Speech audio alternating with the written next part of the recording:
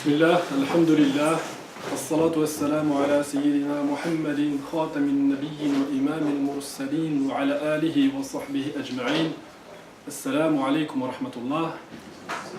Au nom de l'association Floraison Rouen, nous vous souhaitons la bienvenue à ce café débat dans lequel nous avons l'immense plaisir, vraiment un honneur, et c'est pas la première fois, et ce ne sera pas la dernière, je pense non plus, Inch'Allah Ta'ala, d'accueillir notre imam et conférencier et acteur important, notamment, je dirais, dans l'espace francophone musulman, pour ne pas dire la Belgique, hein, c'est bien au-delà.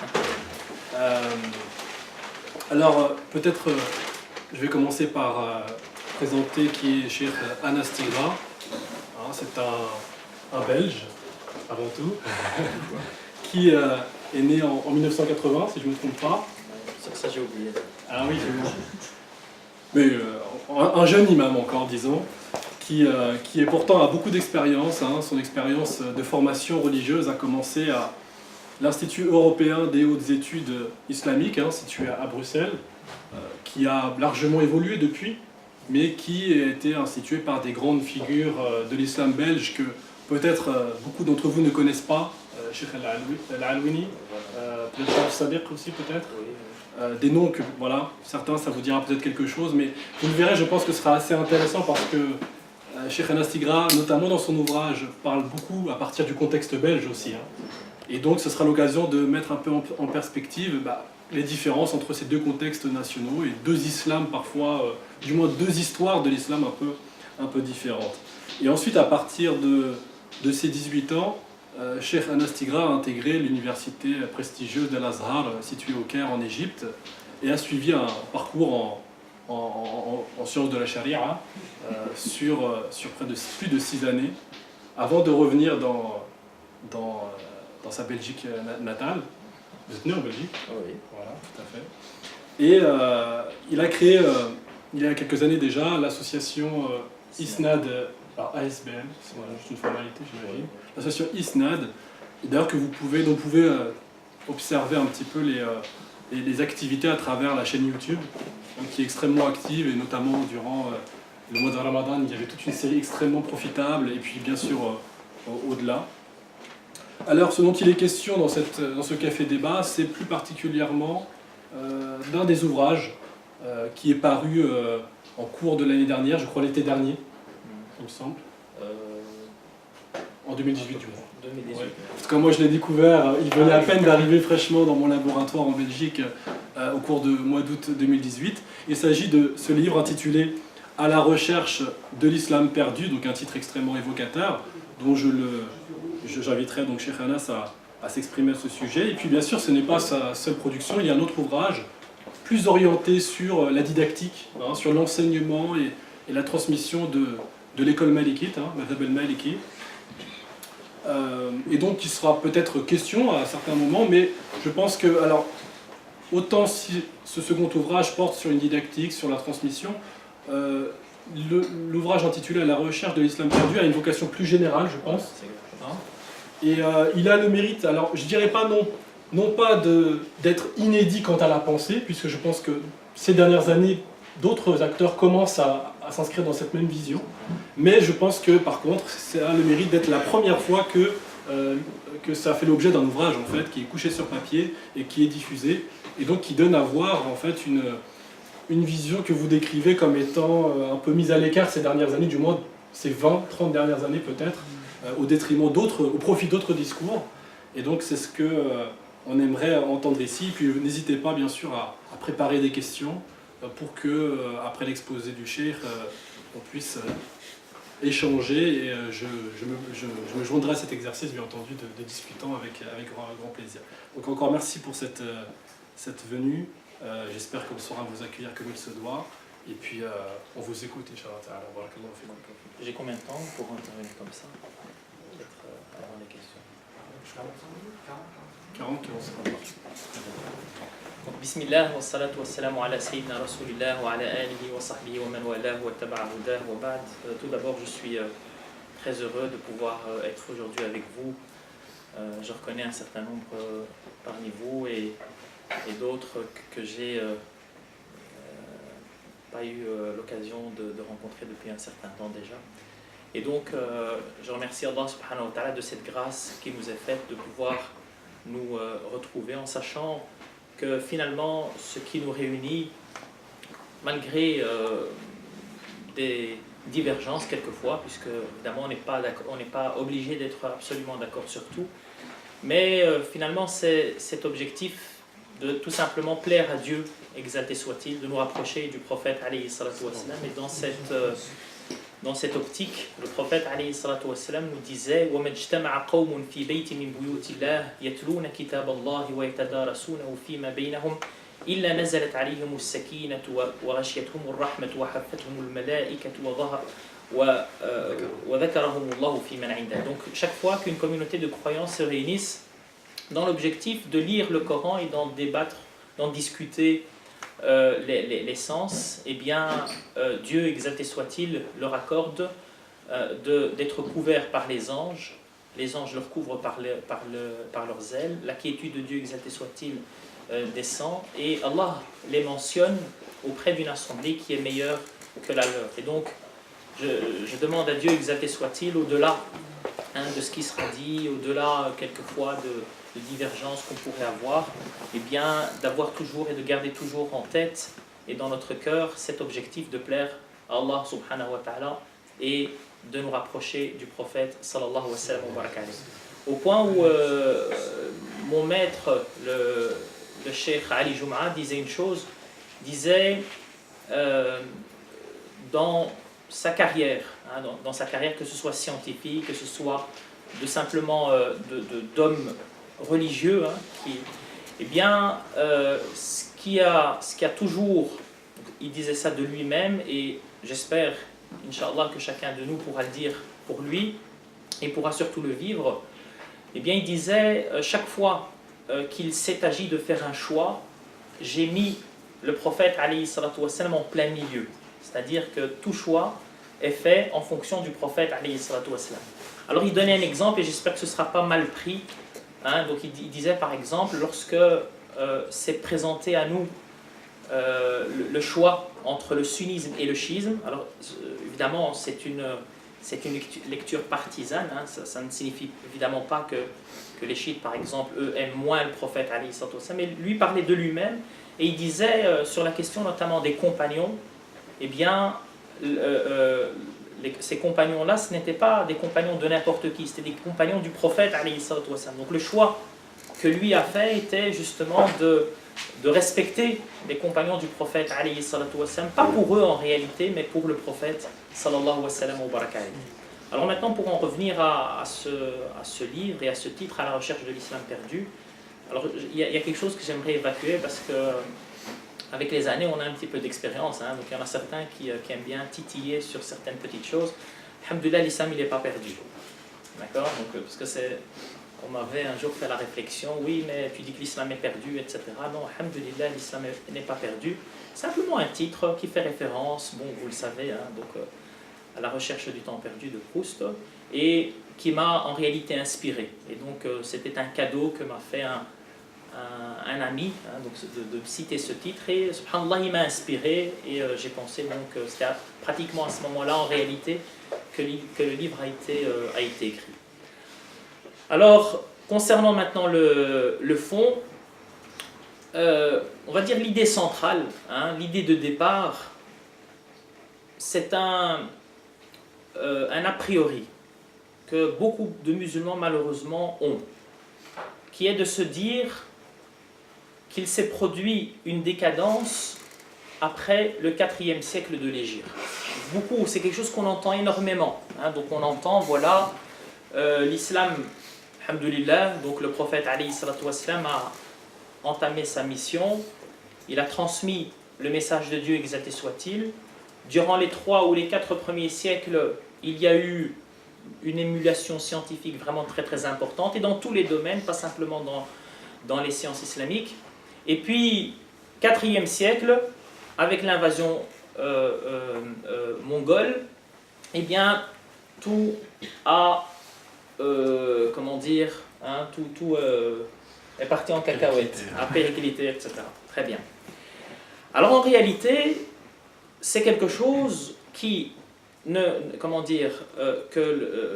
n'est absolument pas vrai. D'accord ? C'est-à-dire que l'islam, alhamdulillah, a continué, donc cette émulation du départ a continué jusqu'au Xe siècle de l'Hégire. Et c'est justement ce qu'on essaye ici d'expliquer. Alors, ce qu'on nous dit souvent, et peut-être justement, il y a un public qui est large, et j'aimerais à ce niveau-là faire une présentation de l'islam tout simplement. D'accord ? Je pense que c'est important. Et pour faire cette présentation de l'islam, il y a un hadith qui est vraiment très très important, que les savants appellent hadith ou Jibril. C'est le hadith de Gabriel. Dans cette tradition, un homme mystérieux est un jour arrivé dans la mosquée du prophète alayhi salatu wassalam, alors qu'il se trouvait face aux compagnons. Donc le prophète alayhi salatu wassalam était dans sa mosquée et devant lui il y avait ses compagnons auxquels il donnait un enseignement. Et Omar ibn al-Khattab, radiallahu tabaraka wa ta'ala anhu, qui sera par après le second calife de l'islam, eh bien, lui, ça va être le narrateur de l'histoire. C'est lui qui va nous rapporter ce hadith du prophète, alayhi salatu wassalam. Et Omar ibn Khattab dit, alors que nous étions assis en compagnie du prophète, alayhi salatu wassalam, est arrivé un homme mystérieux. Alors au départ, il n'en sait pas plus. Shadidu bayad al-thiyab, donc son vêtement était d'une blancheur éclatante. Ses cheveux étaient d'une noirceur intense. Personne ne le connaissait. Et malgré ça, donc il va adopter une attitude face au prophète alayhi salatu wassalam qu'on pourrait, je pense, qualifier de familière. Puisqu'il arrive chez le prophète alayhi salatu wassalam, et il s'assoit devant lui, il colle ses genoux contre ceux du prophète alayhi salatu wassalam, il pose ses mains, alors il y a deux versions, certains vont dire il pose ses mains sur ses propres cuisses, et dans une autre version sur celle du prophète alayhi salatu wassalam, et il va lui poser un certain nombre de questions. Alors cette tradition, les savants l'appellent également Sunnah, comme Qur'an. Par exemple, la Fatiha, on l'appelle Qur'an, ce qu'on devrait traduire par la source du Coran.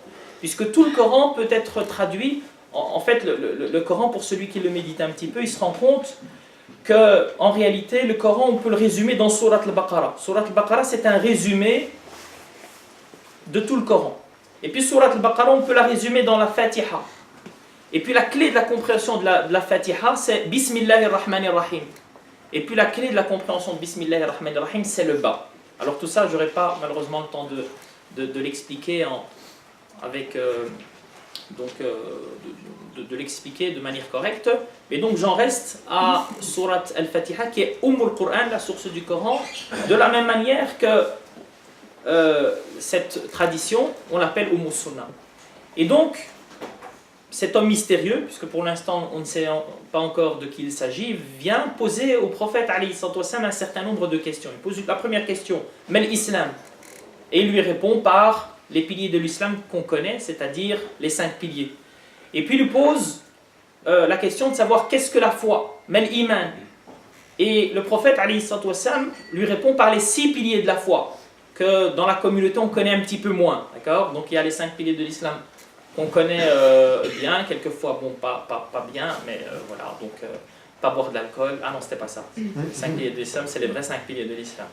D'accord ? Puis après, il y a les 6 piliers de la foi, et puis il lui pose une troisième question. Il lui dit, et à chaque fois, le prophète, alayhi salatu wassalam, donc lui donne la réponse, et cet homme mystérieux confirme, tu dis vrai. D'habitude, qui fait ça ? Donc qui confirme ou infirme la réponse que vous lui donnez. Normalement, c'est le professeur. Et donc les compagnons étaient perturbés devant justement ce à quoi ils assistaient. Et il lui pose une troisième question, Mal Ihsan, que nous, alors qu'est-ce que l'excellence, qu'on peut également traduire par la spiritualité, et il va lui répondre par les 2 piliers de la spiritualité que très peu justement de musulmans connaissent. Donc, an ta'budallaha ka'annaka tara, c'est d'adorer Dieu comme si tu le voyais, car si tu ne le vois pas, lui te voit. Et de là, les savants tirent les 2 piliers de la spiritualité, à savoir al-muraqaba, c'est-à-dire le fait de scruter, donc la présence de Dieu, exalté soit-il, ou d'observer, essayer d'observer la présence de Dieu dans l'univers et en nous-mêmes. Et puis, le deuxième, c'est al-mushahada, c'est-à-dire la vision. C'est-à-dire que le musulman qui fait sur lui un travail de tazkiyah, de purification, il arrive à un moment où il voit Dieu exalté soit-il dans tout ce qui est autour de lui et en lui-même. Alors ça ne signifie évidemment pas qu'il voit Dieu, c'est-à-dire un être physique, etc. C'est absolument pas de ça qu'il s'agit. C'est simplement une conscience profonde de l'existence et de la présence du Seigneur exalté soit-il. Et puis il continue, Jibril alayhi salam, et lui pose une quatrième question. Massa'a. Donc la fin des temps. C'est quand la fin des temps? Et le prophète alayhi salam va lui répondre en lui disant Mal mas'oulu anha bi'a'lama min as-sa'il. Celui à qui la question est posée n'en sait pas plus que celui qui pose la question. Et moi, à ce niveau-là, je suis toujours très étonné par les musulmans. Subhanallah, je me rappelle en 2012, tous mes élèves, je donne des cours dans le secondaire de religion islamique, tous me posaient la question est-ce que c'est vrai 2012? Alors qu'on a Mal mas'oulu anha bi'a'lama min as-sa'il. C'est-à-dire qu'en tant que musulman, normalement, ce type de question ne se pose même pas. D'accord? C'est-à-dire que voilà, c'est Dieu exalté soit-il. Même le prophète alayhi salatu wassalam ne le sait pas. Et puis il lui dit quels sont les signes de la fin des temps. Alors là, le prophète alayhi salatu wassalam va lui parler de deux signes. Le premier, donc la mère esclave va donner naissance à sa fille maîtresse, donc à sa propre maîtresse.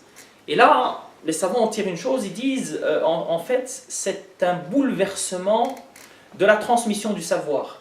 Et aujourd'hui c'est ce qu'on voit, donc aujourd'hui on se rend compte, pour celui qui est professeur par exemple dans les écoles, qu'il y a un bouleversement au niveau de la transmission du savoir.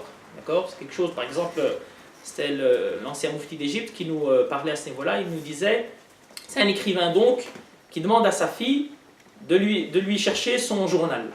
D'accord? Donc voilà, elle sort de chez elle et donc la librairie, c'est la deuxième à droite. D'accord? Et elle, bon voilà, avec son téléphone, etc., elle se trompe et elle va vers la troisième. Et là, elle se rend compte que c'est pas la rue qu'elle connaît. Et elle revient chez son père pour lui dire non, en fait, voilà, papa, ils ont changé complètement la rue. D'accord? C'est-à-dire que pas une seconde, cette fille, elle s'est dit peut-être que je me suis trompée. Parce que c'est pas possible. Quoi, ils ont changé la rue. C'est quand même. Et aujourd'hui, on a malheureusement avec notamment les enfants, etc.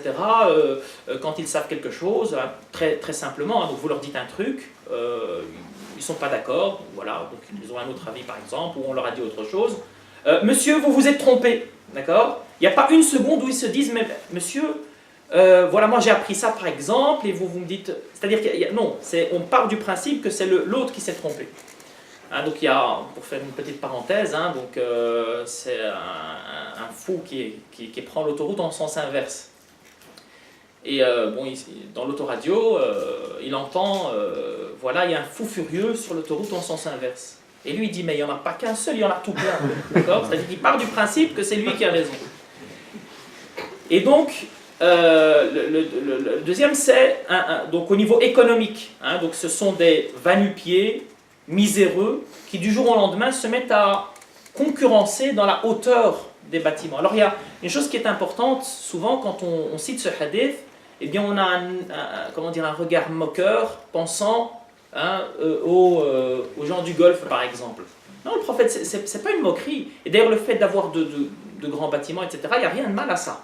Mais le prophète alayhi sallam nous donne simplement un signe. Voilà, lorsque telle chose se passe, qui n'est pas forcément mauvaise, et on ne doit pas dénigrer une population ou des populations parce que voilà, c'est un fait social dans leur propre société. D'accord? Donc le prophète alayhi sallam simplement nous donne des signes à observer et à en tirer les conséquences. Et donc, bouleversement au niveau économique. Donc bouleversement au niveau de la transmission du savoir et bouleversement économique. Et les compagnons ne réagissent pas. Donc ils voient, le prophète alayhi sallam aurait pu leur donner une information, notamment de qui il s'agit, quelle est cette personne au prophète de Dieu qui t'interroge, et personne ne parle jusqu'au moment, dans certaines versions, 3 jours après, le prophète alayhi sallam interpelle Omar en lui disant « Est-ce que tu sais qui posait la question ?» et Omar ibn Khattab de lui répondre Allahu wa rasuluhu a'lam. Et là c'est très important dans la quête de science, au lieu de dire ouais mais en fait c'est vrai que c'était bizarre, alors moi je me suis dit que, d'accord, et pendant passer 10 minutes ou un quart d'heure ou plus comment dire, à citer comme ça un certain nombre d'hypothèses. Non, d'accord, je sais pas, je dis que je sais pas, Allahu wa rasuluhu a'lam. Et le prophète alayhi salatu wassalam qui lui dit Huwa Jibril atakum yu'allimukum dinakum. C'est Gabriel qui est venu vous enseigner votre religion. Et donc notre religion c'est quoi? Notre religion ce sont les 3 domaines auxquels le prophète alayhi salatu wassalam a répondu, c'est-à-dire l'islam, l'iman, l'ihsan. Donc l'islam c'est-à-dire la dimension pratique de l'islam. Alors quand je dis la dimension pratique, c'est-à-dire avec tout ce qui est autour, parce que le prophète alayhi salatu wassalam ici nous parle que des fondements, c'est-à-dire que de ce qui va nous permettre de construire, d'important et qui va nous permettre de construire une religiosité. Mais dans cette dimension, eh bien, on va mettre toute une série de choses. On va mettre par exemple comment se marier, comment divorcer, tout ça, toutes ces dimensions-là, elles rentrent dans cette idée d'islamité. Et puis il y a l'iman. L'iman c'est quoi? C'est toutes les informations évidemment qui concerne El-Ghaib, qui concerne le monde de l'invisible, auquel le musulman doit absolument croire. Et puis il y a un 3e domaine qui est celui de l'ihsan, c'est-à-dire la spiritualité. Et donc, on ne peut construire une islamité réelle qu'à partir du moment où ces 3 facettes sont pourvues. Donc il y a 3 dimensions à l'islam, il n'y en a pas 2, il n'y en a pas une. Et puis, le prophète alayhi salatu wassalam intègre une dimension supplémentaire puisque la religion ne s'applique pas de la même manière n'importe quand. D'accord? Et d'ailleurs, le prophète alayhi salatu wassalam, quand on analyse justement la méthodologie qu'il nous a enseignée, on se rend compte qu'il n'y a pas qu'un seul modèle prophétique. Souvent, on pense qu'il n'y a qu'un seul modèle prophétique. En réalité, il y en a 4. Il y a 4 modèles prophétiques différents en fonction de la situation qui est la nôtre. Le prophète alayhi salatu wassalam a vécu à la Mecque, donc il y a le modèle mécois. Le modèle mécois, c'est un modèle par lequel le prophète alayhi salatu wassalam nous a enseigné comment interagir dans une société qui n'intègre pas la liberté de culte. D'accord? C'est-à-dire qu'à partir du moment où il n'y a pas la possibilité d'adorer qui je veux, d'adorer Allah subhanahu wa ta'ala si je le désire, puisque nous sommes musulmans, eh bien, le prophète alayhi salatu wassalam nous a enseigné comment faire, donc grâce justement à ce modèle mécois. Et puis le prophète alayhi salatu wassalam a envoyé, modèle mécois, qui d'ailleurs pourrait un jour, on se rappelle de l'ex-URSS, donc la religion était interdite, etc. Alors comment faire, comment agir dans cette circonstance? Et puis le prophète alayhi salatu wassalam envoie un certain nombre de ses compagnons en Abyssinie, et là, l'État n'est pas musulman, mais il y a la liberté. Et on a un certain nombre de hadiths dans lesquels le prophète alayhi salatu wassalam nous enseigne aux compagnons comment vivre leur islamité de manière harmonieuse dans le contexte qui est le leur. Et puis, le prophète alayhi salatu wassalam va à Médine, et durant la première période, le prophète alayhi salatu wassalam, ce n'était pas le chef absolu. Il y avait différentes confessions qui étaient présentes et différentes forces. Et le prophète alayhi salatu wassalam, et les musulmans ne constituaient finalement qu'une seule partie de cette réalité. Et donc le prophète alayhi salatu wassalam nous explique à la Mecque comment vivre notre islamité dans ce contexte qui est particulier. Et puis à Médine évidemment, le prophète alayhi salatu wassalam c'est le chef suprême, donc, et les musulmans sont l'immense majorité. Et là, évidemment, on ne vit pas dans une société où l'islam est majoritaire comme dans une société où l'islam est minoritaire. Et alors pour donner un exemple, simplement, c'est que le prophète alayhi salatu wassalam, avant que la Mecque ne devienne un État musulman, c'est-à-dire qu'au moment où le prophète alayhi salatu wassalam entre à la Mecque, vous savez ce qu'il dit? Il dit « Ala wa inna kulla riba mawdu'a » c'est-à-dire que tout l'intérêt usurier est aboli. Et le premier intérêt que j'abolis, ou la première usure que j'abolis, c'est celle de mon oncle Al-Abbas. Oui, mais Al-Abbas était musulman depuis déjà des années. Pourquoi est-ce que le prophète alayhi salatu wassalam, ne lui a pas interdit en adhérent à l'islam de continuer le commerce qui était le sien. Le prophète alayhi salam ne l'abolit que lorsque la Mecque est devenue un territoire musulman. Et donc là, ça doit ouvrir notre esprit sur un certain nombre de choses. Alors le prophète alayhi salam, pendant 23 ans, il va évidemment faire un effort pour diffuser la parole de son Seigneur. Et les musulmans vont continuer après, puisque l'islam, ce n'est pas simplement une religion, on va dire, de culte, etc. Non, il y a cette religion, elle peut m'inspirer pour créer une civilisation. Et ça, c'est très très important. Alors, par exemple, il y avait un ministre chrétien, égyptien, qui disait « Je suis chrétien de religion et musulman de civilisation ». Alors aujourd'hui, c'est un peu compliqué pour nous de dire le contraire ici. C'est-à-dire en Europe, normalement, imaginez par exemple que la France eût été un pays chrétien, normalement en tant que musulman, c'est ce que nous devrions aussi dire. C'est-à-dire que nous sommes musulmans de religion, mais chrétiens de civilisation, parce que l'Europe est pétrie de civilisation chrétienne. D'accord ? Donc ça, c'est pas quelque chose normalement qui doit nous arrêter. Alors maintenant, aujourd'hui, évidemment, on ne peut pas dire ça, parce que l'Europe est plus tellement chrétienne que ça. Donc bon, voilà, vous savez mieux que moi tout cela. Donc, création d'une civilisation. Et c'est ce que les musulmans ont commencé à faire. Alors je vais parler peut-être d'une chose que je trouve assez intéressante, c'est-à-dire que les musulmans, par exemple, à une époque, se sont posé la question. C'est-à-dire que le monde entier décore leur lieu de culte. Tout le monde décore ses lieux de culte. Et pour décorer leurs lieux de culte, qu'est-ce qu'ils font ? Ben, la plupart, ils font des représentations humaines, des dessins, de la sculpture, etc., etc. Nous, le prophète alayhi salam nous l'a interdit.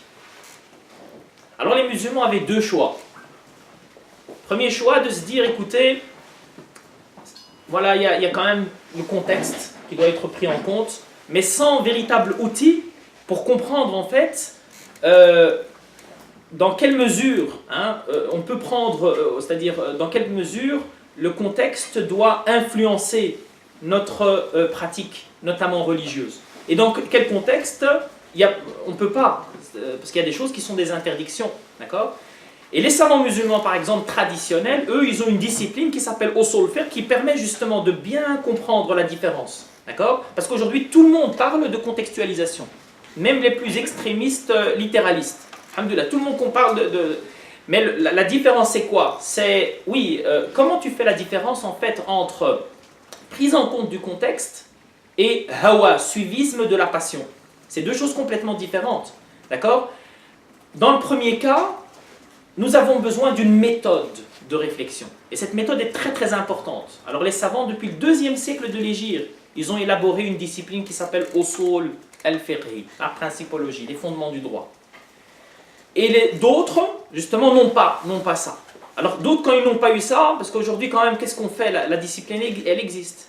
Et on a aujourd'hui un certain nombre d'intellectuels qui sont allés loin dans ce domaine. Et ils nous ont dit, écoutez, Usul al-Fiqh, il faut le laisser tomber. Ouais, pourquoi ? Ils nous disent, parce qu'il y a quelque chose de mieux qu'usul al-fiqh. On leur a dit, c'est quoi ? Ils nous ont dit, maqasid al-sharia, c'est-à-dire les finalités suprêmes de la religion. D'accord ? Alors il y a 5 finalités, etc., que vous connaissez, et ils disent, voilà, subhanallah, maintenant on va aller directement aux finalités, on ne se casse pas la tête avec les usul. Mais ça, parce que les savants, qu'est-ce qu'ils faisaient justement ? Les usul, c'était une manière pour eux donc ils utilisaient les fondements du droit, et puis à la fin de leur raisonnement, ils utilisaient justement les fondements pour voir est-ce que c'est fidèle ou pas. C'est comme la preuve par 9. Vous vous rappelez de la preuve par 9 il y a longtemps. Imaginez quelqu'un, par exemple, on lui donne un calcul et il fait juste la preuve par 9. On lui dit non, ça ne fonctionne pas. D'accord ? Et après, il se dit, c'est quoi ? Non, parce qu'il me faut un 4 à la fin, je vais mettre 2 et 2. Ah super, j'ai répondu à la question. D'accord ? Qu'est-ce qu'on va leur répondre ? On va les mettre, non, ça c'est une faute. C'est vrai qu'en additionnant en fonction des chiffres que tu as eus, eh bien, il te faut donc une somme de 4 dans la réponse, mais c'est pas 2, 2, c'est 3 et 1. C'est 1 et 3. Voilà. Donc, voilà concernant cette question. J'en étais où ? Parce que là, on en était en composante la civilisation. Voilà, et le machallah. contexte. Voilà, exactement. Donc voilà la civilisation. Alors, qu'est-ce que se sont dit les savants musulmans et la communauté en général? Nous avons une obligation, c'est-à-dire que c'est important quand même de décorer nos lieux de culte. Comment est-ce qu'on fait pour décorer les lieux de culte alors que d'autres vont utiliser en fait des choses que nous on ne peut pas dans notre religion? Dieu nous l'interdit, le prophète nous l'interdit. Alors, comme je vous ai dit, ils auraient pu se dire, ah ben, vous savez quoi, il y a les finalités et puis c'est terminé. Et ils se sont dit non. Ils se sont dit non. Allah subhanahu wa ta'ala nous l'interdit, on va essayer de réfléchir à autre chose. Vous savez ce que ça a fait? Ça a fait les arabesques. C'est-à-dire que le monde tout entier respecte les musulmans quand on leur parle d'arabesque. Ils disent c'est incroyable, c'est magnifique, c'est beau, c'est d'une beauté imparable, incroyable. D'accord? Pourquoi? Parce qu'à un moment, ils ont été capables, devant une interdiction de Dieu exalté soit-il, eh bien, d'essayer de trouver autre chose. D'accord? Et, alhamdoulilah, ils sont parvenus justement à célébrer. Alors, célébrer quoi? Célébrer l'écriture. Puisque nous sommes la communauté où nous sommes. Alors, la communauté du livre, je ne suis pas en train de dire que toutes les autres, c'est la communauté d'autre chose. Hein. Nous, on parle de notre communauté. Nous sommes la communauté du livre, la communauté de la science, la communauté de l'écrit.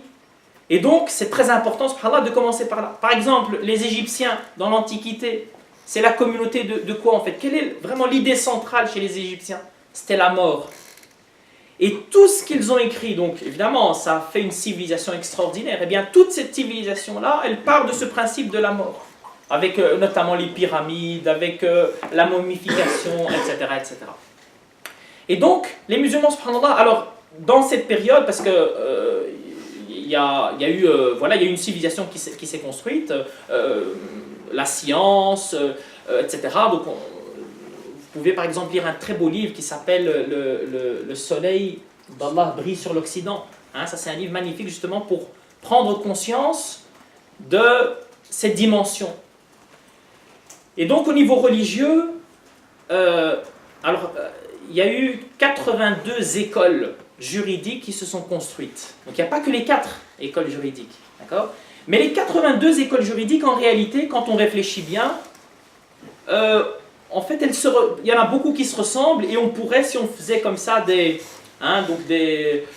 colonnes, d'accord? Eh bien, on obtiendrait finalement 4 écoles, tout simplement. Par exemple, l'école de Layth ibn Sa'd, l'Égyptien, et l'imam Malik, mais c'est exactement la même.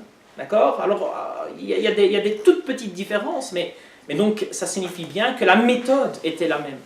Et donc aujourd'hui, quand moi je dis l'école de l'imam Malik, c'est pas l'imam Malik en réalité, c'est l'imam Layth également.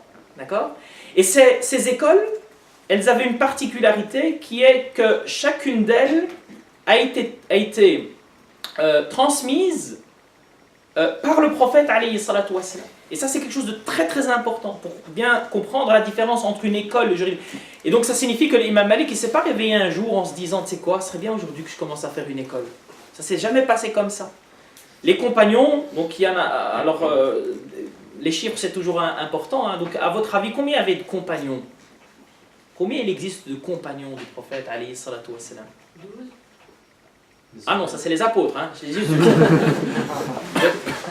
D'accord, hein? Plus de 100 000. Plus de 100 000 compagnons. Alors c'est quoi un compagnon? C'est quelqu'un qui a vu et qui a cru. D'accord? Donc qui a vu le prophète alayhi salatu wassalam et qui a cru au prophète sallallahu wa sallam wa baraka alayhi. Et donc plus de 100 000. Alors certains vont dire 114 000. Bon. 114 000 compagnons et même plus. Combien d'entre eux nous connaissons? Alors là, il y a un grand savant qui s'appelle l'imam al-Hafidh ibn Hajar qui a essayé de comptabiliser, de répertorier d'abord et de comptabiliser tous les compagnons en fait. Chaque fois qu'il y avait celui dont on connaît au moins le nom et le prénom, d'accord? Eh bien, il a rassemblé tout ça, etc. Et il a obtenu à peu près 9500 compagnons, d'accord? Voilà. Sur ces 9500 compagnons connus et sur ces 100 000, etc. Existants, seuls 150 ont répondu dans leur vie à une question sur la religion.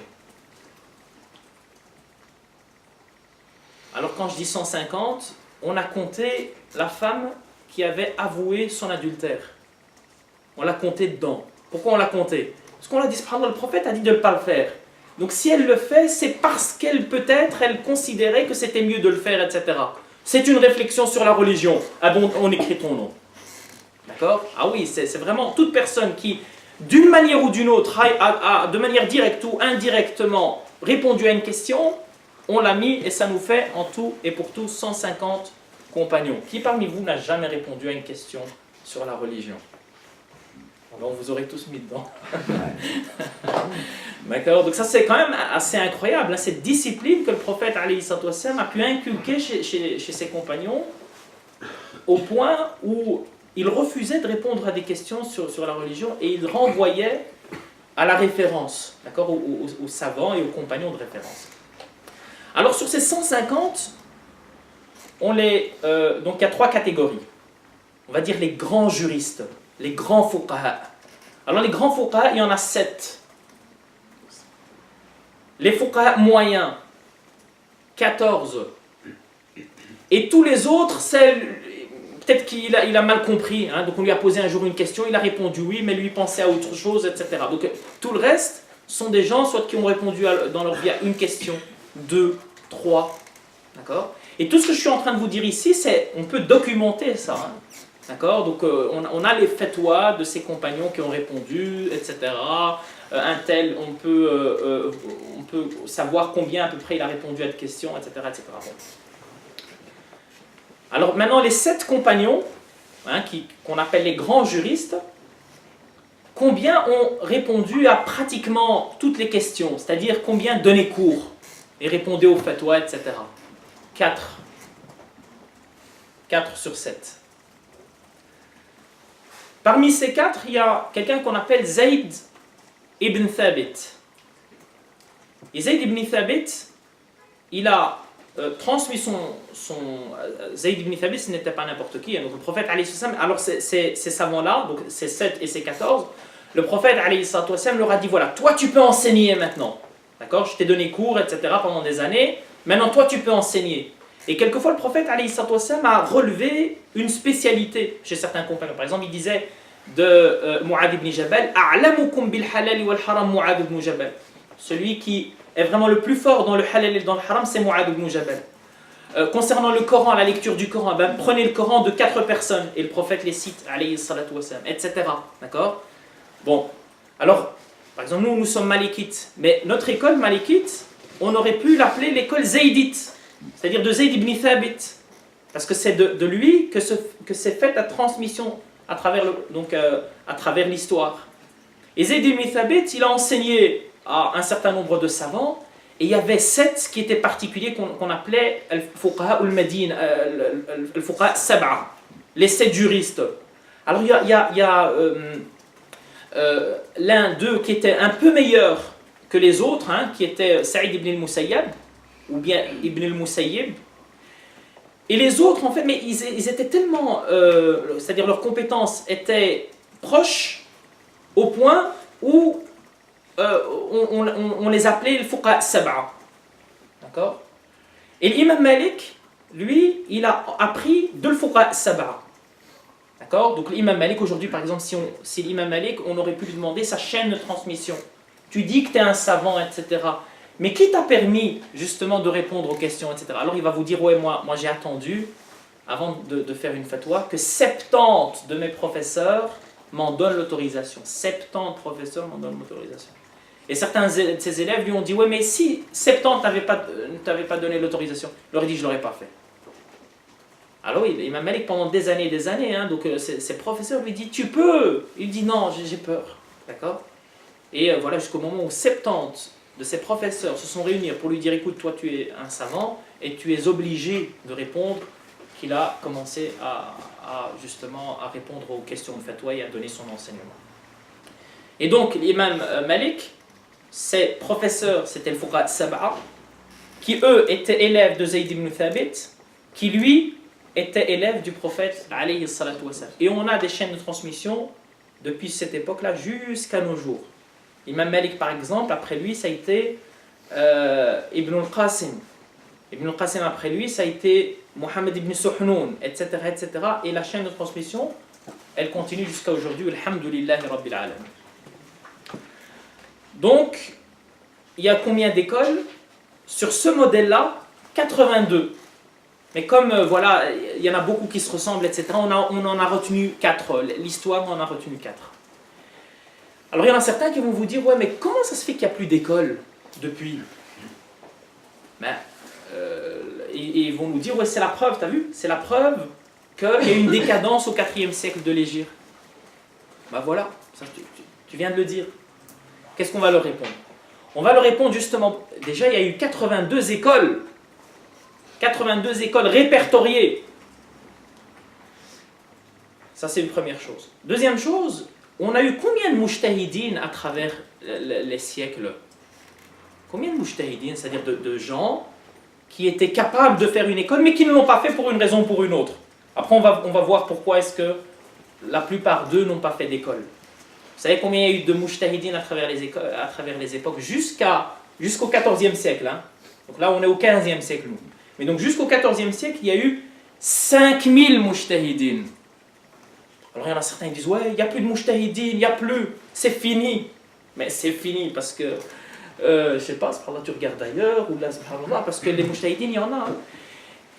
Il y a un savant marocain qui s'appelle Ibrahim El-Kattani, qui pendant 60 ans, il a répertorié justement le chiffre que je vous dis, c'est un livre, d'accord, avec numéro 1, numéro 2, etc., depuis l'époque des compagnons jusqu'à notre époque, jusqu'au 14e siècle, lui s'est arrêté au 14e siècle.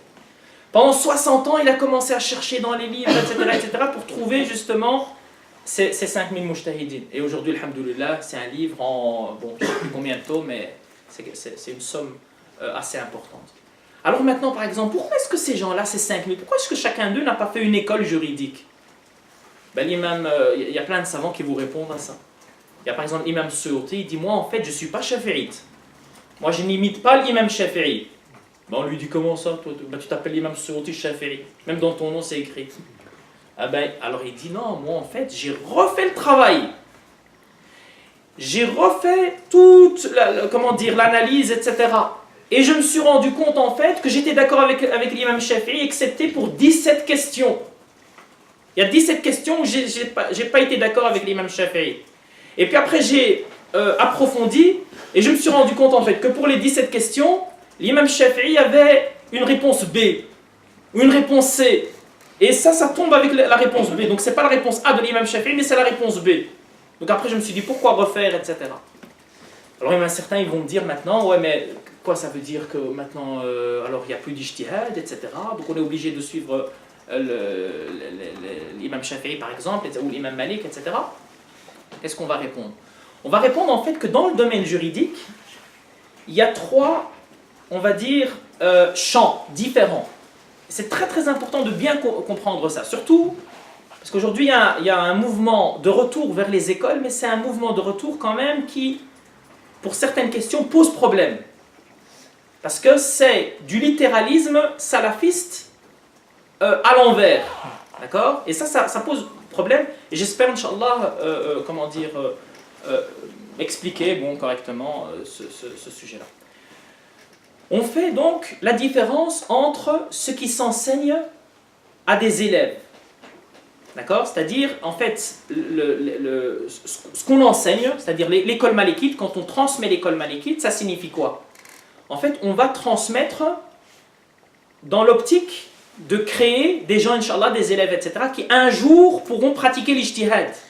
Donc en fait, ce qu'on va leur enseigner, c'est l'académique. D'accord? Je vais vous donner un exemple, comme ça va être un peu plus compris, un peu mieux compris, Inch'Allah. Dans l'école malékite, et d'ailleurs dans l'école shafi'ite aussi, et dans d'autres écoles tout autant, on écrit, d'accord, les savants ont écrit, qu'un enfant, un fœtus, peut rester dans le ventre de sa mère minimum 6 mois, maximum 4 ans. D'accord? Après, là, je vois aussi des trucs, comment ça 4 ans? Un enfant, est-ce qu'il peut rester dans le ventre de sa mère 4 ans? C'est pas possible, etc. Mais ces savants-là, mais qu'est-ce qu'ils nous disent? Et puis après, nous, on n'a fait que transmettre, etc. Très bien. Alors maintenant, je vais expliquer, Inch'Allah, pourquoi est-ce que ces savants disaient ça?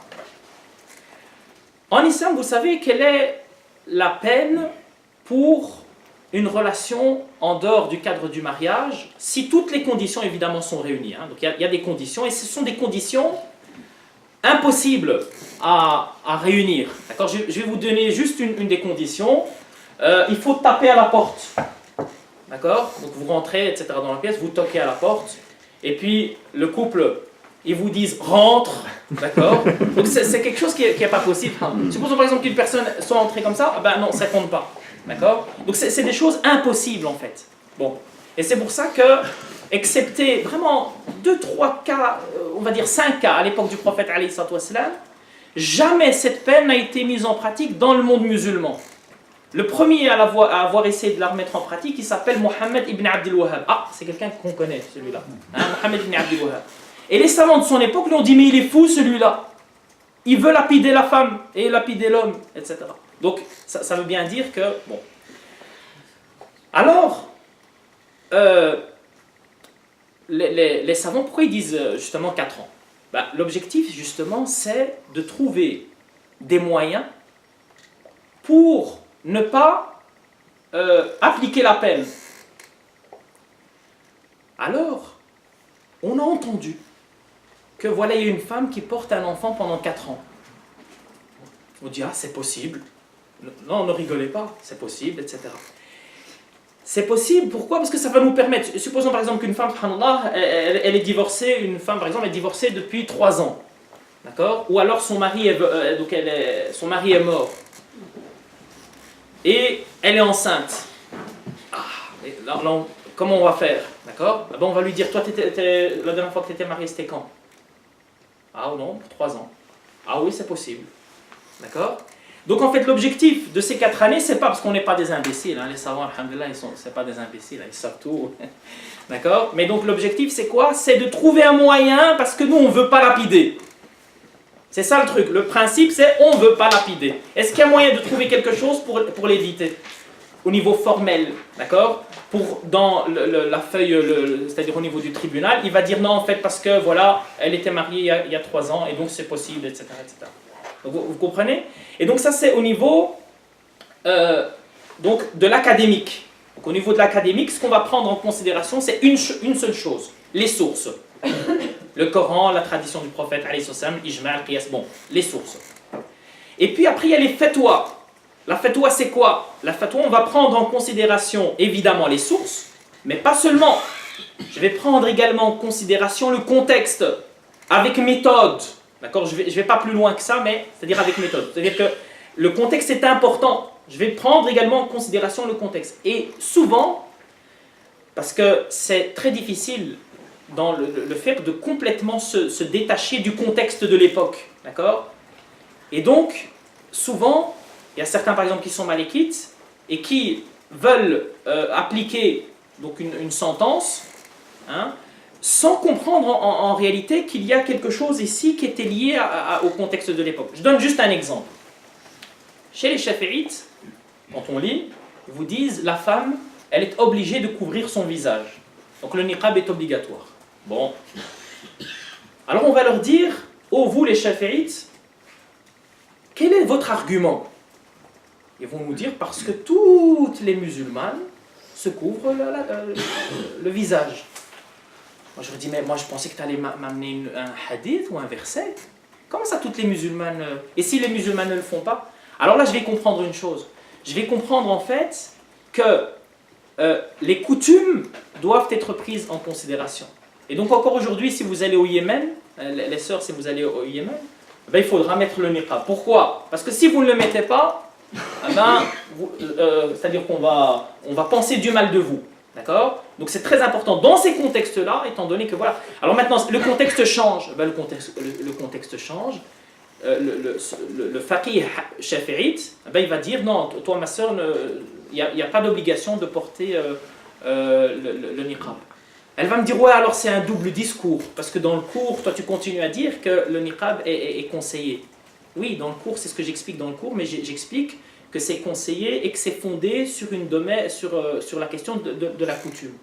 D'accord ? Et donc aujourd'hui, pour continuer à être shafi'ite et à être véritablement shafi'ite, je suis obligé de dire le niqab est permis ou même déconseillé, puisque c'est interdit aujourd'hui par l'État, et donc c'est illicite, puisque l'État l'interdit aujourd'hui. D'accord? Donc voilà. Et puis il y a un troisième champ qui est celui de la justice. Et donc dans la justice, je ne vais pas simplement prendre en considération les sources, mais en plus des sources, je vais prendre en considération le contexte, et en plus du contexte, je vais prendre en considération la possibilité d'influencer le contexte, puisque le juge, justement, il a cette capacité d'influencer le contexte. D'accord? Et ça, c'est très très important. Alors il y a certaines questions, par exemple, qui ne se posent pas en réalité. Moi, par exemple, quand on me pose la question, est-ce que, comment dire, au niveau, la femme, donc la femme veut demander le divorce. Et donc, qu'est-ce qu'elle doit faire au niveau de la dot? Est-ce qu'elle doit remettre toute la dot, par exemple? Et quelquefois, c'est quelque chose sur lesquels les maris, par lesquels les maris font pression. D'accord? Tu dis, ouais, écoute, tu veux divorcer, ok, mais il va falloir me rendre ma dot. Alors, qu'est-ce que je fais? Non, en fait, ça c'est une question, déjà pour les Malikites, c'est une question en fait qui ne peut être tranchée que par l'autorité. Et donc c'est devant le tribunal qu'on présente notre cas devant le tribunal, etc. Et c'est au tribunal de trancher. Alors on va dire, ouais mais il est non musulman. Ouais mais de toute façon, pour ces questions-là, c'est l'autorité qui décide. D'accord? Donc par exemple, les savants, pour les questions qui sont liées au calife, aujourd'hui il n'y a pas de calife, eh bien, ils ont dit c'est le calife ou alors l'autorité qui remplace le calife ou qui fait office de calife. D'accord? Donc ça c'est très important. Donc aujourd'hui c'est quoi? Ben, c'est le Parlement français par exemple pour ces questions-là. Moi je ne parle pas évidemment des questions de culte, d'accord? Les questions complètement religieuses. Ces questions complètement religieuses, ça c'est autre chose. Bon. Je ne sais pas si j'ai encore un petit peu de temps. 5 minutes. Très bien. Ça va. 5 minutes. Ça va être suffisant. Et donc, quand on lit tout ça, on se rend compte que non, il y a eu énormément de choses pendant 10 siècles en fait. Ça a été 10 siècles riches. Et qu'est-ce qui s'est passé alors au Xe siècle? Au Xe siècle, il s'est passé une catastrophe. Au Xe siècle, en Égypte, alors moi je parle beaucoup de l'Égypte ici parce que, bon, pour plusieurs raisons, mais j'aurais pu parler d'autres endroits. Même si l'Égypte reste le cœur du monde musulman, l'Azhar, etc. Bon, on n'est pas obligé d'aller plus loin pour démontrer ça. Et donc, il y avait un sultan, donc Mamelouk. Et ce sultan Mamelouk commençait à éprouver une crainte. Plusieurs craintes. Ils se disent, subhanallah, comment je vais faire parce que les Ottomans, ils veulent l'Égypte. Donc il faut leur faire la guerre. D'accord? Donc on a besoin d'argent. On a besoin d'argent pour faire la guerre, etc. aux Ottomans. Et puis il dit on a besoin aussi d'argent parce que les Portugais nous font la guerre aussi. D'accord? Les Portugais, ils avaient découvert le cap de Bonne-Espérance, d'accord? Donc ils contrôlaient le cap de Bonne-Espérance et ils voulaient aussi contrôler l'Égypte, d'accord? Parce que c'était un point important, etc. Et bon, voilà, il y a d'autres choses avec les Portugais. Vous savez peut-être qu'ils ont essayé de voler le corps du prophète alayhi sallam plusieurs fois, hein, donc en creusant, etc. Bon, voilà, ça, peut-être dans les questions, donc je vous mets ça, peut-être quelqu'un me posera la question. Parce que bon. D'accord, donc, et puis on avait, ah oui, justement, puisque le cap de Bonne-Espérance a été découvert, les Européens, la route de la soie, ils l'ont laissé tomber. Et la route de la soie, elle ramenait beaucoup d'argent chaque année. Alors ils se sont dit, il faut qu'on trouve de l'argent quelque part pour pouvoir faire la guerre aux Portugais, faire la guerre aux Ottomans, etc. Qu'est-ce qu'on fait? Alors ils ont dit, en fait, certaines personnes lui ont dit, écoute, mais tu as un trésor. Comment ça j'ai un trésor? Il lui dit, oui. Les universités islamiques à l'époque, elles avaient des milliards. Comme aujourd'hui, les grandes universités qui font des fondations, etc., qui ont des milliards et qui n'ont pas besoin de l'État pour travailler, pour amener les plus grands professeurs, etc. etc. À l'époque, c'était la même chose pour, par exemple, Azhar avait des fortunes colossales. C'était quelque chose d'extraordinaire. Et la même chose pour les grandes universités, etc. Et ils se sont dit, voilà, il faut, voilà, on prend de l'argent de là, d'accord? Et il a confisqué les biens des institutions d'éducation, de savoir, etc. L'imam Suyuti lui a dit, écoute, a écrit plusieurs ouvrages sur le sujet, sans excès de zèle. Dire la vérité, mais pas faire ni l'imbécile, ni le fort. D'accord? Il lui dit, écoute, je vais t'expliquer que ce que tu es en train de faire, numéro 1, c'est haram, parce qu'il s'agit des awqaf, hein, c'est des awqaf, c'est de l'argent qui ont été donnés, etc., bon, pour ces institutions-là. Et deuxième chose, la conséquence, c'est une conséquence terrible, puisqu'à partir du moment où on ne se développe pas, eh bien, il y aura un problème dans le futur. Et il lui a écrit des trucs vraiment, je vous recommande de lire ça parce que c'est très beau, et surtout, donc il a emprunte la langue du juriste, d'accord? Donc pas d'excès de zèle, pas de oui, non. Vraiment, ce que dit la religion et ce que disent les préceptes du droit. Et il n'a pas voulu l'écouter, etc., etc. Et de toute façon, ce qui est arrivé arriva. Hein, donc les Ottomans ont envahi, je ne sais pas si on peut dire ça comme ça, etc. Mais en tout cas, voilà, donc il y a eu une suppression. Alors ce qui s'est passé en fait pendant un siècle, ou même deux, les institutions n'ont pas vraiment, n'ont pas vraiment ressenti les conséquences. Pourquoi? Parce que il y avait des grands savants, c'est-à-dire que sans finance, il y avait encore moyen de faire énormément de choses. Mais au fur et à mesure, évidemment, ça baisse. Surtout qu'on ne peut plus ramener comme avant les grands professeurs de partout dans le monde. Hein? Donc il y a un professeur grand savant au Maroc, etc. Ah ben, on va le faire venir. Et c'est ce qui se passait. Hein? Un autre d'Inde, etc. Et c'est ce qui se passait, subhanallah. Donc les grands professeurs affluaient. Alors moi je parle de l'Égypte, mais c'était un peu la même chose également ailleurs. Mais après un siècle, qu'est-ce qui s'est passé? Ben, les infrastructures n'étaient plus renouvelées. Les professeurs étaient obligés de travailler pour gagner leur vie. Les élèves n'avaient plus droit à des bourses. D'accord? Et donc, évidemment, à partir d'un certain moment, le niveau baisse. Plus, alors il y a un savant qui s'appelle Abdul Qadir al-Baghdadi, ça je vais simplement le citer. Donc, à 2 reprises, ils ont essayé de changer la donne, c'est-à-dire de pratiquer une réforme, etc. à 2 reprises. Première fois avec Abdul Qadir al-Baghdadi, et puis avec Al-Murtada al-Zabidi, et puis qui arrive Napoléon, et il détruit tout, d'accord? Parce que Napoléon, il se disait, ces gens-là, à l'époque, la France et le monde occidental n'avaient qu'une toute petite longueur d'avance sur le monde musulman. Il s'est dit, ceux-là, si on les laisse, on est fini. Et donc Napoléon arrive et il détruit tout, et c'est ce qu'il dit dans ses correspondances. D'accord? Ce que je suis en train de vous dire ici, c'est pas du complotisme, c'est pas une fake news, d'accord? C'est ce que dit Napoléon lui-même dans ses correspondances, en plusieurs volumes, etc., dont 3, si mes souvenirs sont bons, en arabe, parce que moi j'ai lu la traduction, 3 sont consacrés à l'Égypte. Pour dire que voilà, c'était quelqu'un qui avait conscience en fait du danger pour lui et pour la France à l'époque, etc. Bon. Et donc après ça, les musulmans ils ont compris une chose, ils se sont dit ah subhanallah, les gens ont continué à se développer et nous on n'était même pas au courant de ce qui se faisait dans le monde. Et il y avait quelqu'un qui s'appelle Hassan al-Attar qui a dit il faut absolument qu'on trouve une solution, etc. Lui, en plus d'être savant dans la religion, etc., c'était un chimiste. D'accord? Donc c'était quelqu'un qui avait des connaissances. Et il a envoyé 2 de ses élèves, l'un à Paris et l'autre à Saint-Pétersbourg.